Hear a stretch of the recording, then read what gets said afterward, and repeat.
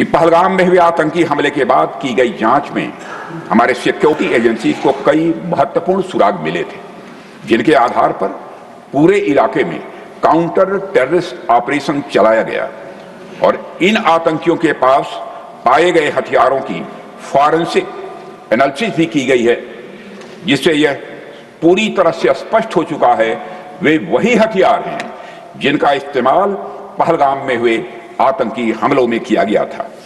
हमने यह करके दिखा दिया, तीनों आतंकवादियों को मार गिराने में हमारी सेना और सुरक्षा बलों ने कामयाबी हासिल की। सभापति महोदय, हम लोग वो हैं जो कहते हैं वह करते हैं, यही हमारा चरित्र है।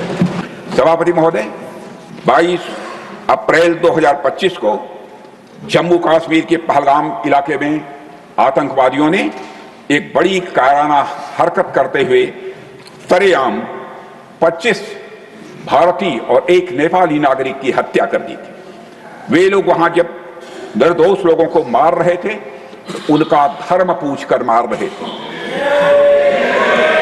सभापति महोदय, यह इतिहास की एक ऐसी घटना थी जो साफ बता रही थी कि सीमा पार से आतंकवाद के जरिए भारत को तोड़ने की लगातार यह कोशिश की जा रही थी। इस हमले के तुरंत बाद हमारे प्रधानमंत्री श्री नरेंद्र मोदी जी ने तीनों सेनाओं के प्रमुखों के साथ एक बैठक की। मैं स्वयं उस बैठक में मौजूद था और उन्हें यह स्पष्ट छूट दी गई कि वे अपने विवेक, स्ट्रैटेजिक अंडरस्टैंडिंग और रीजनल सिक्योरिटी सिचुएशन को ध्यान में रखते हुए एक निर्णायक कार्रवाई करें, ताकि पहलगाम की घटना से जुड़े आतंकियों और उनके आकाओं को यह स्पष्ट संदेश चला जाए कि भारत इस तरह के हमलों के जवाब में कठोर कार्रवाई करेगा। जिस हद तक जाना होगा भारत जाएगा। सभापति महोदय, इसके बाद हमारे सैन्य नेतृत्व ने न केवल अपनी मैच्योरिटी दिखाई है, बल्कि इस स्ट्रेटेजिक विजडम का भी उन्होंने प्रदर्शन किया है, जिसकी उम्मीद भारत जैसी एक रिस्पांसिबल पावर से की जाती है। सभापति महोदय, ऑपरेशन सिंदूर को अंजाम देने से पहले हमारी सेनाओं ने हर पहलुओं पर बहुत ही गहराई से अध्ययन किया। हमारे पास कई विकल्प थे, लेकिन हमने उस विकल्प को चुना जिसमें आतंकवादियों और उनके ठिकानों को तो अधिकतम नुकसान पहुंचे, मगर पाकिस्तान के आम नागरिकों की कोई क्षति न होने पाए, इसकी भी हम लोगों ने चिंता की। सभापति महोदय, हमारी सेनाओं के द्वारा की गई वेल कोऑर्डिनेटेड स्ट्राइक्स ने 9 टेररिस्ट इंफ्रास्ट्रक्चर टारगेट्स पर सटीक प्रहार किए और इस सैन्य कार्रवाई में एक अनुमान के अनुसार करीब 100 से काफी अधिक आतंकवादी, उनके ट्रेनर्स, उनके हैंडलर्स और सहयोगी मारे गए। सभापति महोदय, हमारी कार्रवाई पूरी तरह से सेल्फ डिफेंस में थी।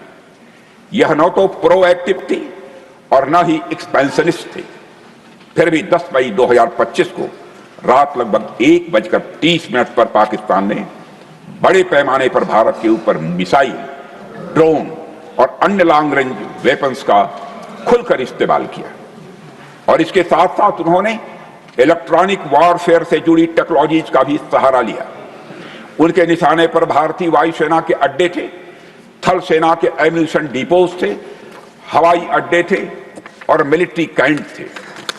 सभापति महोदय, मुझे यह कहते हुए इस सदन के समक्ष गौरव की अनुभूति हो रही है कि हमारे air defence system, counter drone system और इलेक्ट्रॉनिक इक्विपमेंट्स ने पाकिस्तान के इस हमले को पूरी तरह से नाकाम कर दिया।